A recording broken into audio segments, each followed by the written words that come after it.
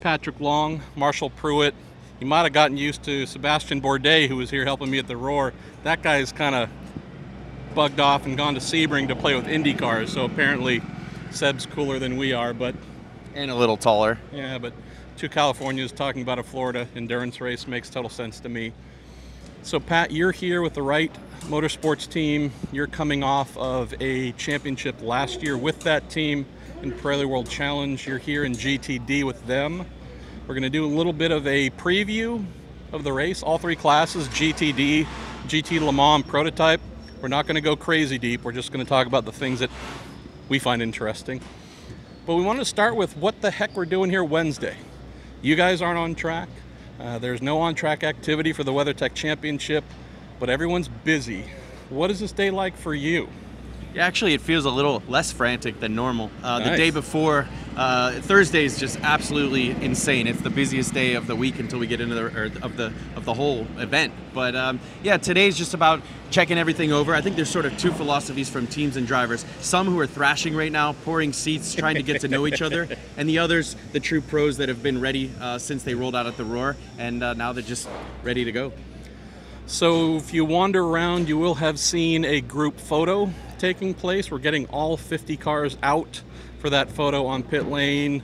You want to talk about herding cats. That's it's always scheduled within a certain time frame. It never goes off within that certain time frame. You have every car going through tech to get ready, since there is a relatively early first practice session tomorrow morning. We have final BOP adjustments being made to the cars. Teams, whether it's installing new air restrictors, sonic air restrictors, to whatever else they might have been told to do by the series. We have that going on here. So lots of dirty hands, lots of tools flying around, lots of cars rolling back and forth. But we aren't even getting to the real stuff yet. So when we hit the ground tomorrow, you're going to have 4 sessions, is it? A qualifying in there as well, night practice, 2 early practice sessions. How frenetic is it, and are you a fan of this really long Thursday? I'm a fan of it. There's a lot to get through, as you mentioned. You come out of the Roar, you think you have your setup pretty dialed, and then the weather changes as it does at Daytona. The conditions are 30 different. degrees warmer at least? Exactly. And even if the track conditions and the temperatures are similar, for whatever reason, the balance never really carries over. As technologically advanced as these cars are, they are very, very sensitive to the conditions. So we just get a shakedown in the first hour, get everybody that can through the car, and then it's really a focus about qualifying. Once you're qualified, then you're back into race mode. Night practice, there's quite a lot of time on the track to get everybody who hasn't driven this week through the car. And then it's business as usual. Friday is really about shaking down if you've done any changes, gearboxes, engines, axles, things like that. And then the race comes up before you know it. It's a very, very short week. The real testing, as Jeff Braun says, happens pre-Roar or in the Roar. Once you're to the race, it's all about race mode, and there's really not a lot of development happening. So GTD, GT Daytona, the class that Pat and his teammates will be trying to win the most amount of cars, 21, more than any other class. Prototype, that's the big showy marquee zoomy class. GTLM, those are the factory cars, that's great. GTD that's kind of where the badass, that's the undercard of the fight, but sometimes you see the best fights here. Let's talk about some of the competition. We saw the Lamborghinis were really quick at the Roar. Again, different conditions. There have been some BOP changes since then. You've got your Porsche. We've got Porsches, Audis. We've got Acuras, Lexus, Ferrari. Are there any teams, any marks that you're looking at through your Porsche window saying, I wonder if that team or that model is going to be one I have to contend with for the win? Yeah, GTD, 20 of 50 cars. It's scrappy. Balance of performance and the globalization of GT3 and that adoption that IMSA has really subscribed to means that the competition is super, super tight, as you mentioned. We had our eyes on Lamborghini. Audi's always lurking. We always know they have something up their sleeve when it comes race time. Straight line speed was a big topic of debate, but I like to get back to who the drivers are, who are the teams running these cars, and almost imagine that there is no BOP and that this is the good old fight that we remember. When it comes down to that, I think where you kind of draw a line in the center of GTD is the sort of all-pro sneaky silver lineups versus a couple of them who have a real gentleman or two in that car, and that's a wild card. You have a couple of these European teams who have 2 super fast ninjas that are factory drivers, and then 2 guys that might not have much experience at Daytona. That could play a factor, but in the end, you can get your lap back pretty easily here. So it does come down to that last hour where I expect to be 10, 12 cars on the lead lap, hopefully one of our cars, but no matter what, it's going to be a good race to watch come the end of the race. So if we're looking at championships, we know that the Scuderia Corsa Ferrari team was successful last season. We know that here the result was pretty awesome as well, with the Allegra team winning with Porsche. If I'm looking at some of the other fun teams or interesting teams, we have Magnus Racing, who are right next to you guys that are back. That's a ball of fun, plus some pretty amazing drivers. The German, I believe German, GRT RACER team, they were quick like a bunny at the roar. I mean, this is, to me, just one of those races where you go, predictions? Just let's talk Sunday afternoon, because in theory, this is the one class where it could almost be anyone. Yeah, and that is cliche. We talk about that a lot at Daytona. This is my 15th race consecutively, and I do know one thing. It's really hard as a driver to stay disciplined 3 in the morning on a restart. You've got all of these amazing drivers in the car. It's super close. We have ABS and GTD. So you go down into turn 2, and you can throw caution to the wind, and that's really what you have to refrain from doing. You have to keep the fenders on the car, keep the suspension clean, don't drop wheels coming out of the bus stop. All of those things that will put you in a position for those last couple pit stops where you put your ace in and just try to fight to the end. We saw 2 years ago, it was down to really who took the last amount of fuel and made it run the longest. You have to time your yellows and really be in position. But yeah, I'm excited. There's a lot of sort of throwback driver lineups in GTD, some old school guys coming back together. The Lally Magnus storyline is great. Seeing Mike Shank develop into more of a customer team and bringing in some different drivers. Justin Marks being back, it's great to see him running with Shank. So there'll be lots of competition. You can always count on a Ferrari being there in the mix. So yeah, I mean, we're excited. Christina coming off 2 championships, Wright Motorsports with our successes over in another championship. We like our chances, but again, we're gonna fight as hard as we need to, but try to be there at the end. Let's move to GT Le Mans. As the cars rolled off at the end of 10 hours at Petit Le Mans into what we have here, it's more or less the same thing. We have one main difference: BMW, instead of the M6 twin turbo V8, they have the M8 twin turbo V8, which looks very, very similar. Lineups wise, again, few modifications here or there in GTLM. Among the ones that stand out to me on the BMW side, Connor De Filippi, a kid who was under your literal wing, helping to groom him back in his Porsche days. How proud are you to see him picked back up as a factory BMW driver? How much do you wish you were in GTLM so you could beat him and show them old master still has it? Yeah, GTLM is incredibly tight. There aren't a ton of cars, but the quality of driver and team is insane. The manufacturers know that if they want to go knock down, drag out, they're going to buck up, spend a lot of money in running GTLM. That said, if you have a new driver, it does put a lot of unneeded pressure on him. Yeah. For Connor, a little bit of pressure comes off as BMW is still getting their teeth sunk into this new car. Great kid, really, really, really strong talent, has cut his teeth in Porsche Carrera Cup over in Germany, Super Cup as well, Southern California. So we all try to help each other out, but all credit to him for getting here. Credit to Rahal for stepping up. He's always has his eye on young American talent, so it's great to see him there. But I don't envy his position. It's going to be a lot of pressure and a lot of competition, and I think that could be said for the championship in that category all year long. Corvette, I mean, I always refer to them as the zombies of GTLM. They're always here. Those yellow V8 ground shattering things, they're always here. They're always in contention. Ford obviously had a wonderful debut in 2016 with a victory. A little bit out to lunch last year. We won't keep using that dastardly letter, 3 letters that I hate most, BOP, but I'm hoping we're going to get to see the resumption of that Ford Corvette fight. We have one Ferrari here from Risi Competizione. Do you and I share the same appreciation that for a team that is really independent in a all-factory class with a quarter of the resources, if that, they show up every year here and everywhere and put some serious heat on the rest of the GTLM factories? Yeah, that organization does a great job as a small independent single car effort. They certainly have their fair share of support, as you can see with the driver lineups. Clearly, you know, they're bringing the top technology that they have from Maranello.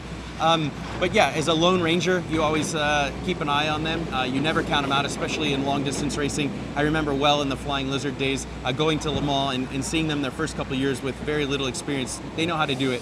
There's some fresh blood in the driver's seat. It's always good to see change over there. But in the end, I don't buy that they're this small, underfunded, independent organization. I think there's a lot of resource behind that team, and they're a crowd favorite. Everybody roots for them. Giuseppe and the whole organization. Rick's a great guy. So I'm a Porsche guy, as you know, but I like to look at things as unbiased as possible. And every race fan tunes in to watch a GTLM battle. It's always gnarly, and you know the Ford and Corvette guys are well-oiled machines. But let's talk a little bit about the home team. I was going to say the Bamber Tandy combos are coming back into American racing, so that's exciting. And of course, the rest of the drivers throw it down. So yeah, it should be good.